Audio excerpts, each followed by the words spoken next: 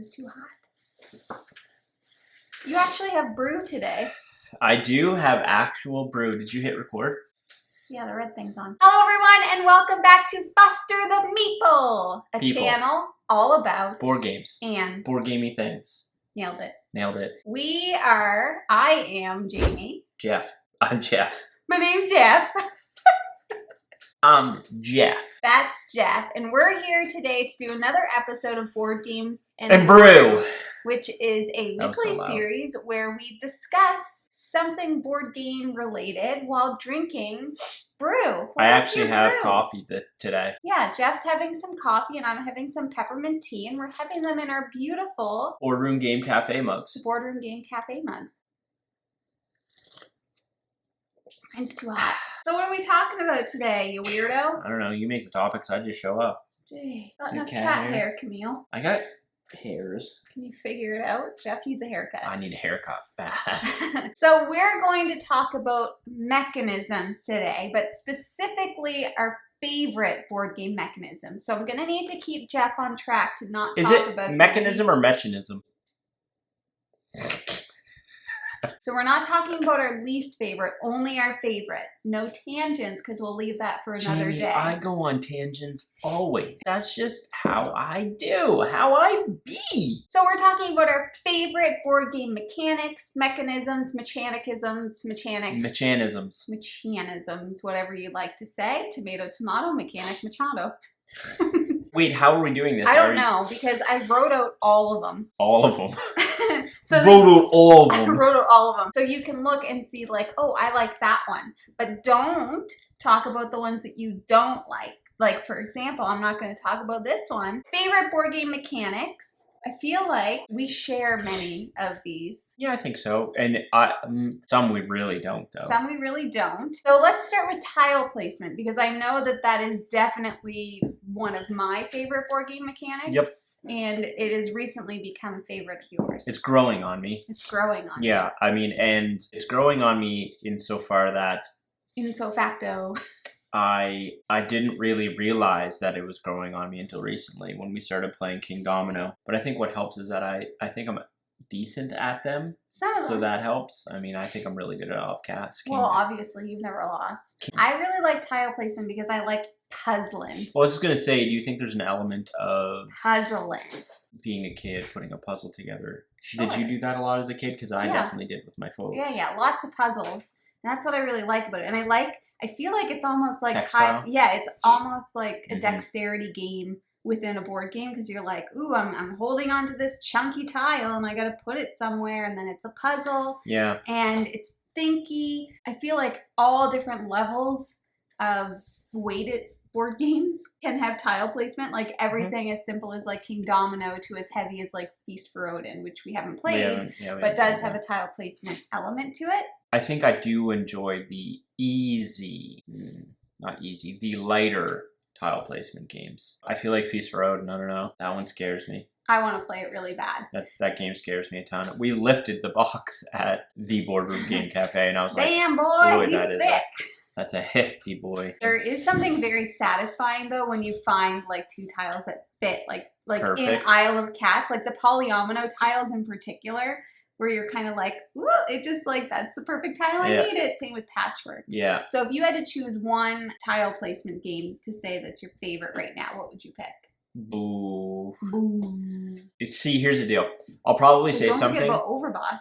I'll probably say something and then I'll think about a different game later. So take this with a grain of salt, but I would probably say King Domino right now. Yeah, I think that would probably be mine too. Overboss is a close second because I love it's like double tile placement because you're placing the tiles and you're placing little monster tiles. So next one is definitely for both of us drafting, whether that's card drafting or dice drafting, but I would say tile drafting. I would say mostly card drafting though. I really like this because you get to customize like your game. And I just think that's really fun. I think what I like about it too is when you're drafting, this is nonsense. When you're drafting, there's not just that component of like, what is the card I want? Hate drafting of like, what is the card that they are going to want. I have identified recently that I will spend more time trying to make sure that Jamie loses than I spend trying to make myself win. Yep. So in a drafting game, I am hate drafting almost all the time. Mm-hmm.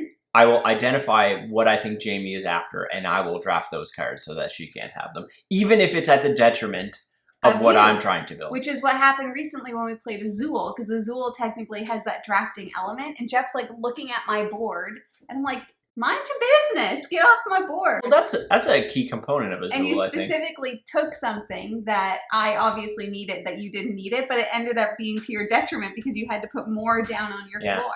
Yeah, I identified that after the fact. But so I was like, you go ahead and do it. Yeah, I like drafting. It goes back to my Magic the Gathering days where, you know, you'd have new sets that would come out and you would draft packs and stuff. You would draft cards. You would take a card and then pass it along to the group, and then it keeps coming around and around. So I had an affinity for that when I was playing Magic. Yeah, and for drafting, we have a lot of games that we really like. So Seasons is a great one because it has card drafting and dice drafting. Yeah. Then there's obviously like Azul, which has that tile drafting element, and there's Carnival of Monsters, definitely. Who would you say is your favorite?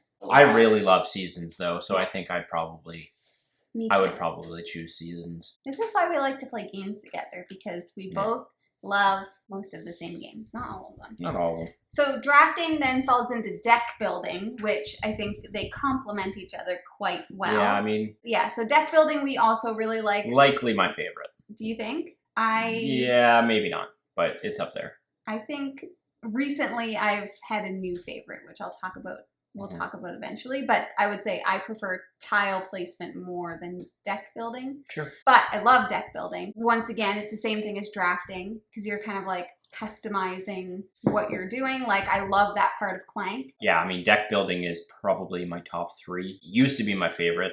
I'm not sure if it is anymore, but again, it goes back to the Magic the Gathering phase. I mean, that is a key component of Magic, is finding out what cards synergize with others, building a deck, and playing with that deck. I love that. I love that. And Clank nails it. Seasons to some degree. Arnak. Terraforming Mars. Carnival of Monsters.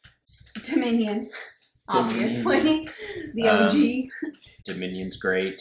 We don't play Dominion anymore, though. I think Dominion's one of those games that... Pull it out every now and then. I wouldn't mind playing it again, but we don't have any of the expansions. I think that's the problem. Yeah, we just have the base game, and I love deck builders. What's your favorite?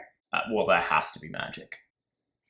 What am I going to pick, then? But, I mean, if I'm not picking Magic and I'm picking, like, a board game, Clank for sure.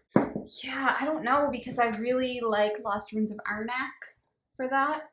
Are you going to pick Lost Ruins of Arnak over Clank? That's shocking to me. No, I'm not. I think Clank, too. I think if you played Clank again, you'd be like... Fort? I'm picking Fort, because I love that game. Yeah. Building a deck full of friends. What a life. I don't know if I like have a bad memory, but when I'm put on a spot about like, what's your favorite deck builder? I'm like, I don't know. It's like being a kid in school. Yeah. Jeffrey, were you paying attention? And Jeffrey, you were, but then it's like deer in headlights. Did you read chapter 3 last night? Yeah.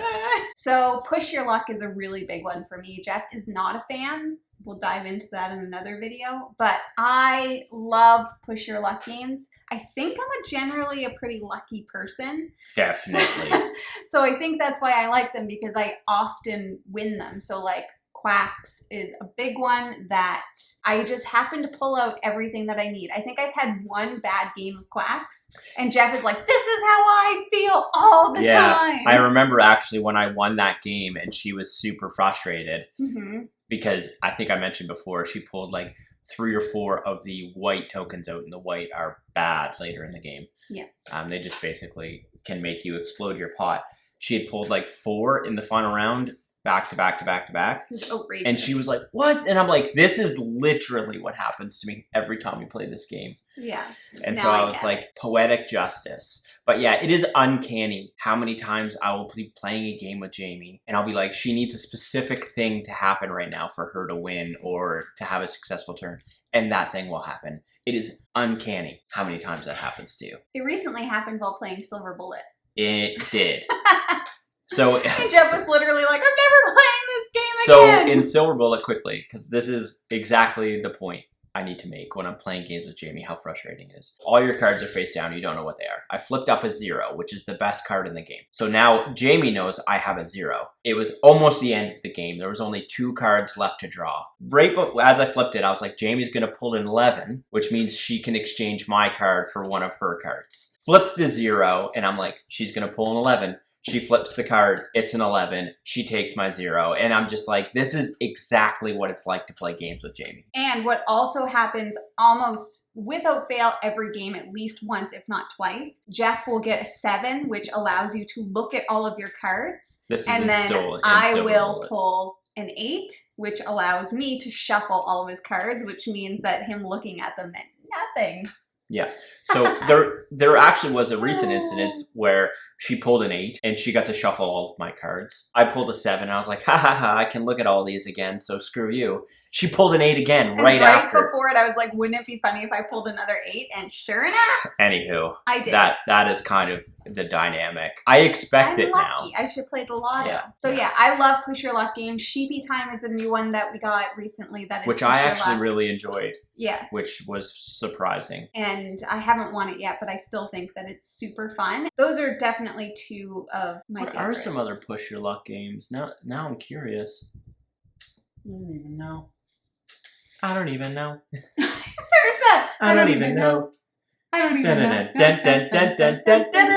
know.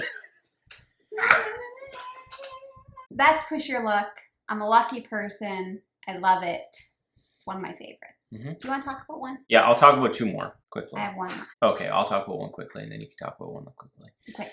Quickly. Hurry up. For me, campaign games. If you watch our channel or have watched our channel for any sort of time since we've started, you know that campaign games are my favorite type of game. Mm-hmm. So ipso facto, they are my favorite mechanic. Campaign dungeon crawlers are probably the highest on that list of games I enjoy. But that whole campaign mechanic is number 1 on my list because it reminds me of video games. I have a lot of nostalgia as a kid playing video games, and I didn't have a ton growing up, but I did have video games, so I could kind of lose myself in that world.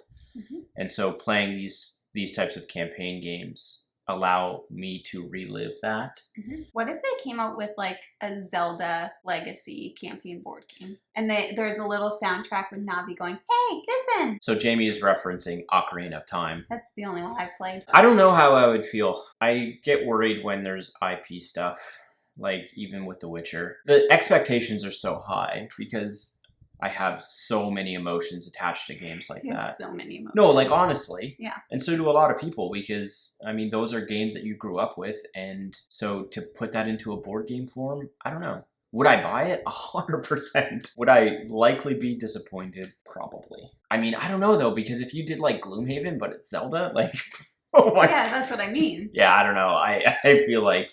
And I feel like I don't need to ask, but your favorite campaign game is probably Gloomhaven. I would put Jaws of the Lion over Gloomhaven only due to the fact that it's easier to get to the table. Even more than Sleeping Gods? But I would put Sleeping Gods. I've only played Sleeping Gods once or twice so far. Sleeping Gods and Jaws of the Lion are like... my favorite board game mechanism. My new favorite. And I think it's been a favorite for a long time, but we just didn't play enough of them. I just didn't know that that's what was going on. Mm-hmm. That is racing games. I love racing games. And it's not just because I'm amazing at them. Because I am. It helps. El Dorado is one we've played recently. Downforce is one that we've played. Downforce is one that's growing like to the point where we're likely going to buy it. Yeah. Camel Up, Jamaica is another one. Sheepy Time is has a little bit of a race element, but I just I love it because specifically in pretty much all of these games, I not so much Camel Up, but there's ways that you can also screw somebody else over as you're doing it. Like you can block a lane, and there's a little bit of strategy in it. And it's just they're super fun and engaging, and they can be high energy if you're playing them with the right people. I also am starting to really love racing games. And I've identified recently that I think racing games are the closest board game you can get to a party game that's not a party game. Yeah, totally. Just with, don't get me wrong, that's just our group interaction. Yep. But when we play racing games, we're interacting just like it's a party game. Mm-hmm. Like, we're bantering back and forth. Yelling at each other. We're laughing. Like, chirping. we just played Downforce with the Table Knots guys, Max, Josh, and Danielle. And we were losing it laughing. Like, yeah. I'm not sure how much they enjoyed it. I mean, they can probably chime in on the comments, but I think everyone had a really fun time. It was their first time playing it, but it adds that element of interaction between players that I think don't exist in some other mechanics. Yeah, and we always end up with like some kind of a house rule. Like in Camel Up, we've said it before, but you have to like hit this pyramid thing with dice, and when you do it, you have to yell Camel Up. Yeah. And that's just fun. And I really want to try Long Shot, which is another racing game. And Cubitos. Oh, and Cubitos we have upstairs. We haven't played it yet. I'm really excited to play that one too. I think it's because Jeff and I are so competitive, and there's something about a race. Definitely. That it's 100%. Just like... That's a good way to put it. I never thought of it that way. Yeah, and in particular, like I think about El Dorado, I'm excited to play that with more players because there's no points. You're not scoring points. You're literally just trying to get to the end first. And it's kind of like, it's just like this heightened level of like I just need to be fast. I gotta go fast. She's there. No, she's not. I can tell. No, she's not. I thought I locked the gate. You did. I don't know what she's doing then. I don't know what she does back there. I don't know what she's doing back there. I just sent that. Mom, I sent that gift to Washburn today. That's weird. So that's my favorite. What? And if I had to choose one, it's got to be Downforce. I was gonna say it's got to be Downforce. Yeah, you've been loving that. I've loved it virtually and in person. Yeah. So last one we're gonna talk about is trick taking. So you've probably seen Jamie and I play Fox in the Forest while we ate crappy beans. I would like to note that Jamie beat me on camera at Fox in the Forest. We just played it again since then, one more time, and I completely demolished her. I was like, she was so confident. She was so confident after that win that she had figured it out. To see if I had actually figured it out, if I actually knew what I was doing, or if it was a total fluke. And it was a total crushed her like a grape. I just don't know what I'm doing anyway. Trick-taking games has always been a thing that I've had an affinity for. In high school, my friends and I would sit in the lunchroom and play. I don't want to say the name. Yeah, because it's a bad word. Anyway, we used to play a game called... I'll just bleep it out. We used to play a game called Butthole, but it wasn't called Butthole. There's another, isn't it called like Kings? Here, yeah, let me see.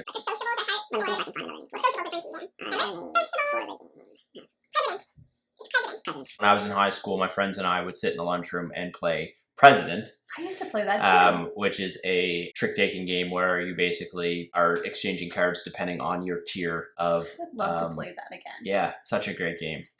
Anyway. I forget how to play it too, but played that a ton as a kid. Crib, which isn't really a trick-taking game, but has that element kind of collecting tricks worth of points and stuff. Played that a ton as a kid with my parents. It's just something I'm good at. I played a lot of Hearts growing up as well. Real heartbreaker, this one. Yep. So that was part of my entire life. Trick-taking games were just a part of growing up. So I have an affinity for that for sure. And I'm very good at them. And Jamie's not. So I will always want to play that because it's as guaranteed a win as I can get. Yes. 100%. Yeah, which is why the crew is a bit of a risky business for us because it's a co-op trick-taking game, and literally I'm sitting there and I'm looking at Jeff and I'm like, I don't know, and I put it down and he'll be like. So in the crew you have a commander, which is determined randomly, and the commander kind of has to dictate how things will work. So Jamie, who doesn't really understand what's going on. I wouldn't say doesn't understand what's going on, but like you're not super in tune with the strategy of trick-taking games. When she's the commander, it's very difficult. I hate being the commander. Anyway, you don't want to play the commander. Yeah, really like trick-taking games. There's one last thing that I should mention that I didn't have written down, but is something that we both enjoy, once again, because we're competitive, and that is Take That games. So any game is that considered a mechanism? I don't really know, but I just want to say, maybe like, not a lot of people she's into something because she has not stopped moving. Like, I can hear her little thing chinking.